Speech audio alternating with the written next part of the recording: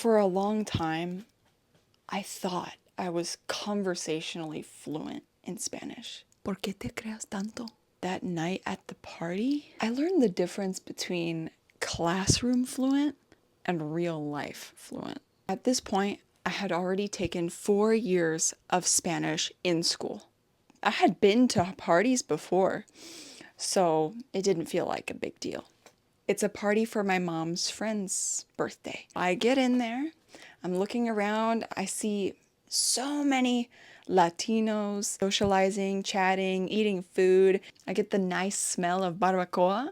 I go into the kitchen, I get myself a plate. I'm like, oh, this is a vibe. I go sit down with my mom.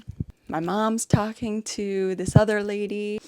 I'm sitting there eating my taco. Tastes so good. This lady next to me, she says, ay, ¿cómo te llamas? Tú eres la hija de Liz. Ah, ok. ¿Y tú estás en universidad?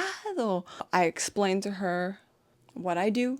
Sí, yo hago universidad de mi casa, o sea, todo es por línea.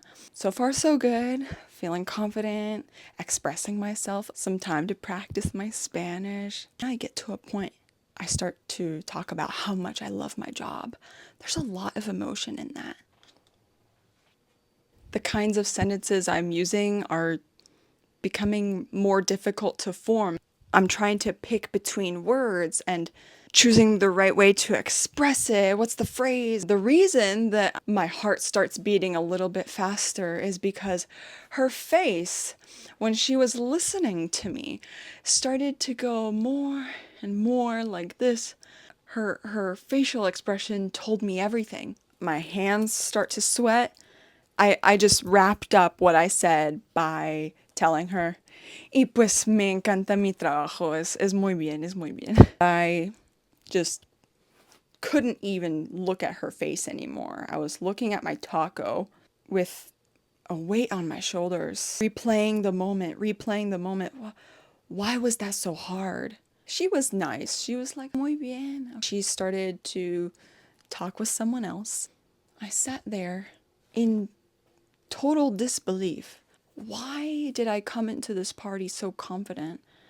I can't even explain my own job. About 5 minutes passed, other people were talking and socializing. My taco was getting cold. I was like, no, I'm not gonna let this happen. First of all, my taco is too good. Second of all, I don't feel comfortable with this weight of disappointment. I couldn't figure out what to do with it. I was just feeling it. Very conflicted. My mind was just not in the present moment. I wasn't satisfied with that. I didn't want to leave the party feeling that way. Then something happened. They bring out a karaoke machine. And my heart began to race, this time in a different way. The guy with the karaoke machine was telling us what we're going to do. Of course, karaoke. If I didn't make it clear enough, everything is in Spanish. Everything around me is happening in Spanish. I'm the only white person there. I'm sitting in the chair right next to where this guy is talking. My mom is right next to me. And I said, Mom, we should sing México de la piel. I don't even know all the lyrics too well. It felt like a rush. I wanted to do it. After the second person sang, everyone gave their applause. I said, Mom, we have to do it. My mom was telling me, Hannah, you go. I said, Mom, you have to do it with me. Por favor, hazlo conmigo, porque si yo voy sola, o sea, voy a estar sola. ¿Y cómo puede ser eso? I keep looking at that microphone like, this is my chance. I tell him, yo tengo una canción. Sí, México de la piel, voy a hacer eso. Esa canción, ¿sí? Ándale, órale, ponlo. He goes to search it up.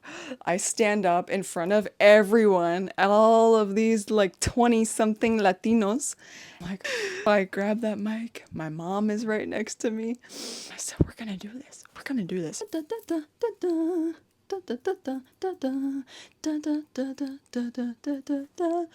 I was reading those words. I was getting things jumbled up. It was going at a rhythm that I wasn't familiar with. I was like, when it was the chorus, that was my part. My mom left me there halfway through. She goes to sit back down. Oh my gosh, now it's just me. Now it's literally just me. And I keep going to the full song until it's over. Out of all 20 people, how many are clapping? Like 3 people clapped. Most people were doing their own thing, enjoying their tacos, their cerveza. I got a really strong clap from the host, which was my mom's best friend. It was in that moment that, yeah, maybe I could have been still sitting in that puddle of disappointment, frustration, embarrassment. But for some reason, my heart felt light. My heart felt like this golden ray of sunshine. I couldn't wipe the smile off of my face. I still keep the embarrassing conversation with me because that night didn't prove I wasn't fluent. It proved that I was finally using the language for real. That night wasn't about speaking perfectly. It was about deciding I was not going to make myself small. I didn't impress the room, I impressed myself.